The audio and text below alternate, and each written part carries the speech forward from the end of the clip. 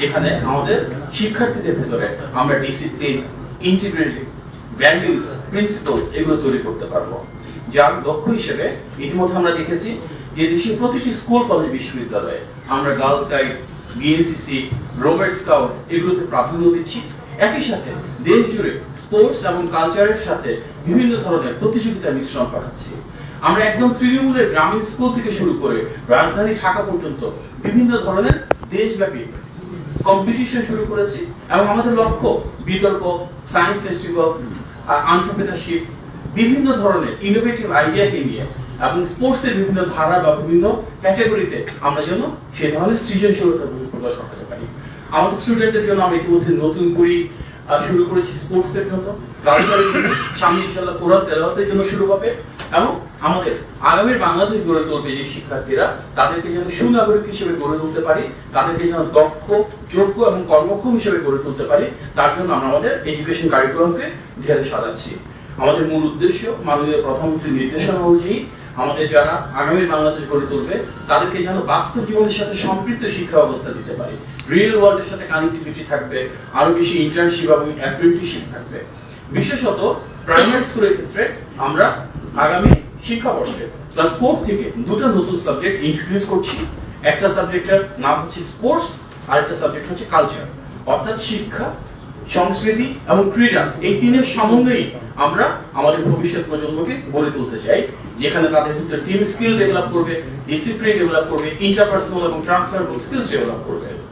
Class 6 থেকে আমরা আরো দুটো নতুন সাবজেক্ট শুরু করতে চাইছি আগামী শিক্ষাবর্ষে। একটা লার্নিং উইথ হ্যাপিনেস, অর্থাৎ একটা আনন্দময় শিক্ষা ব্যবস্থা, যেখানে ক্লাসে জোর করে পড়ানো হবে না, পুঁথিগত শিক্ষাকে পেরিয়ে একসাথে আমাদের শিক্ষার্থীরা আনন্দমুখর পরিবেশে বিদ্যা অর্জন করবে। এবং আরেকটা কোর্স শুরু করতে যাচ্ছি আমরা, সেটা হচ্ছে টেকনিক্যাল এন্ড ভোকেশনাল এডুকেশন। সেটা এই মুহূর্তে আছে কিন্তু প্রত্যেকের জন্য ম্যান্ডেটরি না। আমরা আগামী শিক্ষাবর্ষে ক্লাস 6 থেকে সবার জন্য প্রাথমিকভাবে থিওরিটিক্যালি এবং 8 অনওয়ার্ড অবশ্যই প্রত্যেকটা স্কুলের জন্য ধারাবাহিকভাবে আমরা ল্যাব স্থাপন করতে পারি এবং টেকনিক্যাল এবং ভোকেশনাল এডুকেশন বা কারিগরি শিক্ষার জন্য সকল শিক্ষার্থী এনজয় করতে পারে, প্র্যাকটিক্যালি ইমপ্লিমেন্ট করতে পারে, সেই ধরনের একটা ব্যবস্থা তৈরি করতে চাই। মাননীয় প্রধানমন্ত্রী যে ভিশন, সে অনুযায়ী আমরা শিক্ষা ব্যবস্থার পাঠ্যক্রমের বাইরেও সৃজনশীল এবং মেধার বহিঃপ্রকাশ ঘটে এবং বহুমুখী কর্মকাণ্ড শুরু করেছে। মাননীয় শিক্ষামন্ত্রী, মাননীয় শিক্ষা প্রতিমন্ত্রী ইতিমধ্যে অবহিত করেছেন ক্লাস 1 থেকে 5 পর্যন্ত, অর্থাৎ প্রাথমিক স্কুলে যেসব ছাত্রছাত্রী পড়ে তাদের মাধ্যমে কিন্তু আমরা ইতিমধ্যে একটা বিপ্লব সৃষ্টি করেছি ক্রীড়া ক্ষেত্রে। আপনারা তো অনেকেই সেভাবে লক্ষ্য করেননি যে এপ্রিল মাসের 6 তারিখ থেকে শুরু হয়ে গত প্রায় 2.5 মাস ধরে বাংলাদেশের তৃণমূল থেকে শুরু করে সর্বোচ্চ পর্যায় পর্যন্ত 11 লক্ষের বেশি ছাত্র এবং 11 লক্ষের বেশি ছাত্রী 65,342 স্কুল থেকে একটি ফুটবল প্রতিযোগিতায় অংশগ্রহণ করেছে। এই প্রায় 11 লক্ষের বেশি ছাত্র এবং 11 লক্ষের বেশি ছাত্রী ওনারা গ্রাম থেকে শুরু করে ধারাবাহিকভাবে ইউনিয়ন, উপজেলা, জেলা, বিভাগ হয়ে ঢাকায় চূড়ান্ত পর্যায়ে এসেছেন এবং এই 20 জুন ফাইনাল অনুষ্ঠিত হতে যাচ্ছে জাতীয় আর্মি স্টেডিয়ামে এবং সেখানে মাননীয় প্রধানমন্ত্রী প্রধান অতিথি হিসেবে থাকবেন। আমরা আপনাদেরকে আহ্বান জানাবো আমাদের এই শিশুদের যে স্পোর্টস পার্টিসিপেশন রয়েছে সেটাকে এনকারেজ করবার জন্য আপনারা মিডিয়া থেকে দায়িত্বশীল ভূমিকার মাধ্যমে ওনাদেরকে আরো বেশি অনুপ্রাণিত করবেন। আমাদের শিশুরা যখন দেখবে এই ছোট ছোট ছেলে মেয়েরা খেলাধুলা করার কারণে জাতীয়ভাবে স্বীকৃতি পাচ্ছে, আপনারা তাদেরকে ফিচার করছেন, হাইলাইট করছেন, স্বাভাবিকভাবে তারা অনেক বেশি অনুপ্রাণিত হবে। প্রথম বছরে আমরা 22 লক্ষ শিক্ষার্থীর অংশগ্রহণ নিশ্চিত করেছি এবং আপনারা যদি সহযোগিতা করেন ইনশাআল্লাহ চলমান এই প্রক্রিয়ায় পরবর্তী প্রতিযোগিতায় আমরা এই সংখ্যাটাকে অনেক বাড়াতে পারবো।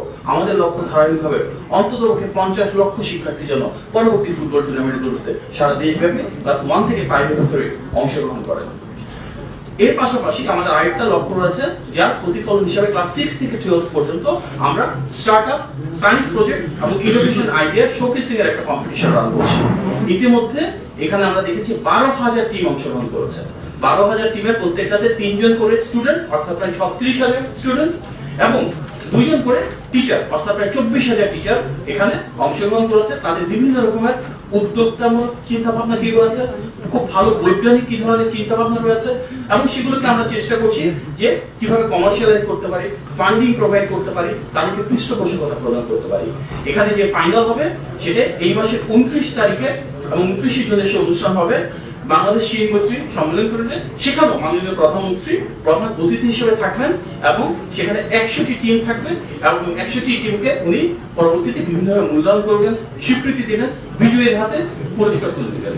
সেই একই অনুষ্ঠানে কিন্তু আমরা একসাথে দেশ জুড়ে অনেকগুলো শিক্ষা প্রতিষ্ঠানে বৃক্ষরোপণ কর্মসূচি পালন করছি এবং আমাদের সেই বৃক্ষরোপণ কর্মসূচির মাধ্যমে 29,631টি শিক্ষা প্রতিষ্ঠানে একযোগে একটি বড় অংশ ভার্চুয়ালি থাকবে এবং ফিজিক্যালি মাননীয় প্রধানমন্ত্রী বৃক্ষরোপণ করবেন।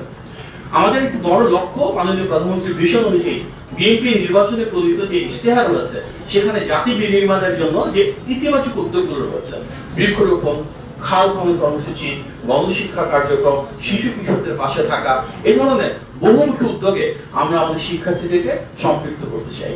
আগামী বাংলাদেশ যেহেতু ওনারা গড়ে তুলবে, সুতরাং আমাদের এই ছোট ছোট ছাত্রছাত্রীদের জন্য মানবিক মূল্যবোধ, পারিবারিক শিক্ষা এবং বলিষ্ঠ নৈতিক চরিত্র ছোটবেলা থেকে শিক্ষণ পায়। সেজন্যই মাননীয় শিক্ষামন্ত্রী, মাননীয় শিক্ষা প্রতিমন্ত্রী এবং এখানে আমরা যারা রয়েছি দুই মন্ত্রণালয়ের সাথে সংশ্লিষ্ট সকলে একযোগে কাজ করে যাচ্ছি।